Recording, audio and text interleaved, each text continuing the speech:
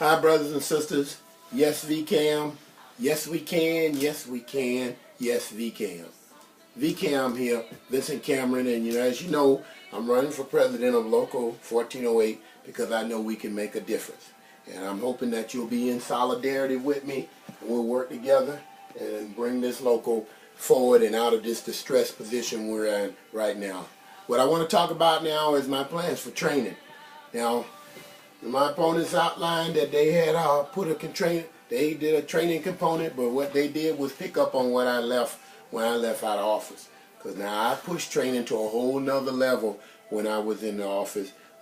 Because see, I knew some things. I knew that there's an assessment on every container that goes in the container freight station that pays for training. And so I went to management and told them that we are going to train in a proactive manner. And let me tell you what inspired me to do that. I was over in California in the port of Long Beach at the ILWU Union Hall. That's the International Longshoremen of Warehouse Workers and Longshoremen and Warehouse Workers. And Union Hall's got a lot of technology, TVs all around the ceiling, top of the wall. I walked over to the wall and there was a clipboard that was affixed to the wall, and it had on it, sign up for top lifter operators, right? And it was blank. And I was like, wow, that's what I want. Looking at that sign-up sheet for top lifter training, which is the same as our stacker, was blank, meant that everybody who wanted to train had trained.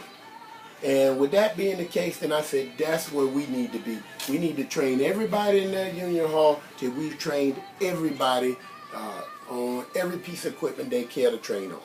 In a union meeting, an older longshoreman is now since retired, his name was Ben, can't remember, said in the meeting that the only way you get around seniority is skill and ability. And that hit me like a ton of bricks. I was new in the organization, maybe 3 years in, and that meant that the more stripes you put on your sleeves, the more versatile you are on a given day. So they made, we got plenty of car drivers. But do we have a forklift operator? Do we have a winch operator? We got a ship crane operator? We got a reach stack operator? The more stripes you get, the better served you will be in your longshore career. And I want to empower you in that goal. And that means more and more training. With the help of Chess. Chess was my train master. That's what I called him.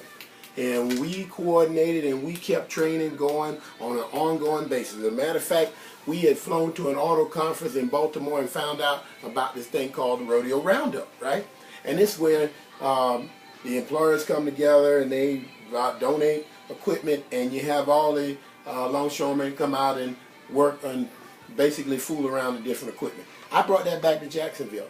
And we had several meetings before I came out of office to have a rodeo roundup in Jacksonville. We're going to have those Caterpillar D9s out there, and Chrysler had donated a couple cars that you couldn't use on the road anymore. And we're going to train for spotters, and we're going to teach the people that don't know how to operate heavy equipment how to drive those D9s and how to back up those tractor trailers. We had this big, full-blown new level of training coming. You know about the auto quality videos that I put in place before I left. You know about the lashing training that I had in place before I left. You know about the gantry training. But you didn't know that we had on the horizon, additionally, we were working with Lonnie Fields, who's now died on us, rest in peace. He said we needed some hatch tender training. And he was right. And that was on the drawing boards. We were going to do hatch tender training. And we just ran out of time. Now, brothers, I say to you that we need to change that. We need to come back, get back to training, train everybody. I know these new folks coming in the organization. You want to feel a part of this organization. Training is one way. We want to keep them here. We need them here. They help us meet the contract by having qualified labor in the workplace. In these days, in the past, when we didn't have folks, we could go to EWC or a handyman and grab up a couple people. But no, we need people with port security IDs now. We need people that have been hazmat security trained. They've got to be background screened, the whole 9 yards. So it puts a bigger onus on the local to be able to provide qualified labor. And if we're going to keep you members involved, we're going to train you and let you know that you're a part of this, that we're moving forward together.